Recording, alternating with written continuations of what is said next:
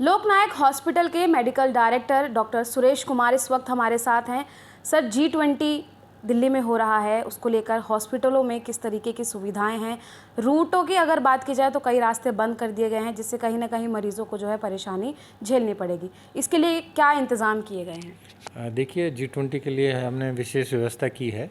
हमने अलग से हेल्प डेस्क बनाया है, अलग से ICU बेड्स रखे हैं, इमरजेंसी वार्ड तैयार किया है, डिजास्टर वार्ड तैयार किया है। इसके अलावा जो अंतर्राष्ट्रीय पेशेंट्स, इंटरनेशनल जो पेशेंट्स हमारे पास आएंगे उनके लिए VIP रूम्स भी हमने तैयार किए हैं। जहाँ तक आप बात करें कि कैसे पेशेंट्स आएंगे, कोई भी पेशेंट्स के लिए कोई भी रुकावट नहीं है। एम्बुलेंस के लिए फ्री जो है, आपने देखा होगा कि एडवाइजरी भी जारी हुई है। दिल्ली पुलिस का जो एडवाइजरी है वो ये है कि एम्बुलेंस कहीं पर भी रोकी नहीं जाएगी। एम्बुलेंस के लिए फ्री पास है और कोई प्रॉब्लम नहीं होगी। और हमारा पूरा स्टाफ जो है उसको हमने विशेष रूप से ट्रेन किया है G20 इवेंट के लिए। इसमें डॉक्टरों की ट्रेनिंग है, नर्सेज की ट्रेनिंग है, वो सारा हमने पूरा किया है। और इसके साथ साथ हमने जो व्यवस्था की है, सारी जो एसेंशियल मेडिसिन है उसकी व्यवस्था की है। सारे टेस्ट जो हैं वो एक ही जगह पे उपलब्ध होंगे और किसी भी तरह की कोई दिक्कत G20 इवेंट में हमारे जो मेहमान हैं उनको नहीं होगी। सर, अगर बड़े इलाज की अगर बात की जाए, बड़े ऑपरेशंस की अगर बात की जाए, मतलब जिन लोगों को जो बाहर से आ रहे हैं, जो दिल्ली से बाहर से हैं, जिनको डेट मिल चुकी है, उनके लिए क्या कुछ?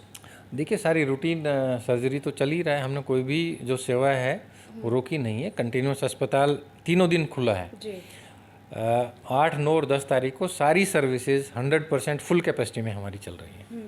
किसी का भी हम जिसको डेट मिली हुई है उसका सर्जरी तय वक्त के अनुसार ही होगा।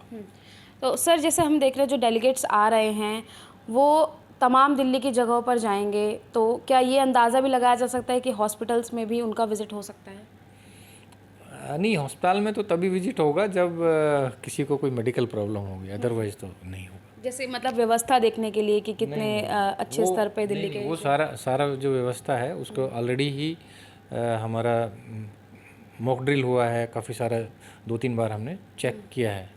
वो एक ऑलरेडी हमने सारा सिस्टम को कि कितनी प्रिपेयर्डनेस है, कितनी हमारी तैयारी है, उसके लिए हमने मॉक ड्रिल ऑलरेडी किया हुआ है। जी सर, एक सवाल और है। इस समय दिल्ली की जो स्थिति है डेंगू को लेकर, उस पर किस तरीके से रोक लगाने के लिए जो है वो काम? डेंगू के केसेस तो अभी 1 या 2 ही पेशेंट हमारे पास आ रहे हैं और बहुत कम है अभी तो डेंगू। बहुत कम लोग डेंगू से, अभी हार्डली 1 और 2 पेशेंट हमारे यहाँ एडमिट है। लेकिन इससे बचने के लिए या मतलब लोग अवेयर हों, मतलब अवेयर तो लगातार सरकार की तरफ से किया ही जा रहा है, लेकिन लोग फिर भी अवेयर हों और किस तरीके से ध्यान रखा जाए ताकि डेंगू ना फैले और हॉस्पिटल्स में ना मरीज को आना पड़े।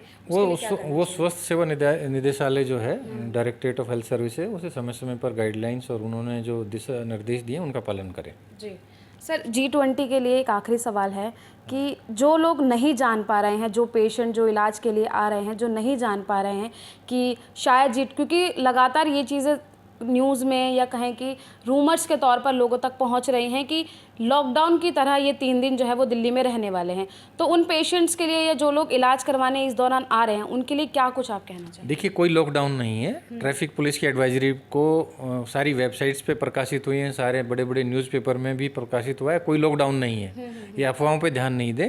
पेशेंट्स के लिए कोई रुकावट नहीं है। एम्बुलेंस का रास्ता खुला है और अफवाहों पर ध्यान नहीं दें। मेट्रो की सारी सर्विसेज खुली हैं, कहीं कहीं रुकावट नहीं है।